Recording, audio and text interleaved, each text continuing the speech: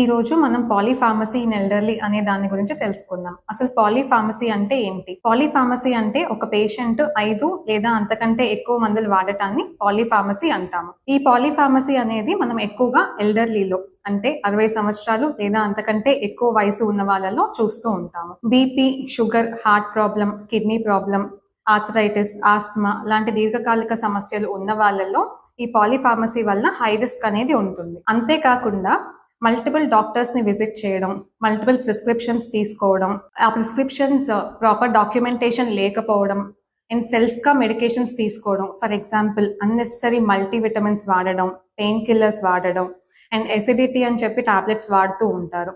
ఇలాంటి వాళ్ళలో కూడా మల్టిపుల్ టాబ్లెట్స్ వలన మెడికేషన్ ఎర్రర్స్ అనేవి వస్తూ ఉంటాయి. పాలీఫార్మసీ వలన వచ్చే మెడికేషన్ ఎర్రర్స్ ఏంటంటే adverse drug reactions. Adverse drug reactions అనేవి మైల్డ్ సైడ్ ఎఫెక్ట్స్ నుంచి లైఫ్ థ్రెటనింగ్ కాంప్లికేషన్స్ లా కూడా రావచ్చు. డ్రగ్ ఇంటరాక్షన్స్, ఒక డ్రగ్ ఇంకొక డ్రగ్ తో ఇంటరాక్ట్ అవ్వడం వల్ల సైడ్ ఎఫెక్ట్స్ అనేవి కూడా రావచ్చు. నాన్ అడెరెన్స్ అంటే పిల్ బర్డెన్ ఎక్కువ అవడం వల్ల పేషెంట్స్ టాబ్లెట్ స్కిప్ చేయడం, లేదంటే డోస్ తగ్గించి వేసుకోవడం ఆర్ కంప్లీట్ గా మెడికేషన్ స్టాప్ చేయడం అనేది కూడా చేస్తూ ఉంటారు. అండ్ కాగ్నిటివ్ ఇంపైర్మెంట్ అంటే కన్ఫ్యూజన్, మెమరీ ప్రాబ్లమ్స్ లాంటివి కూడా వస్తూ ఉంటాయి.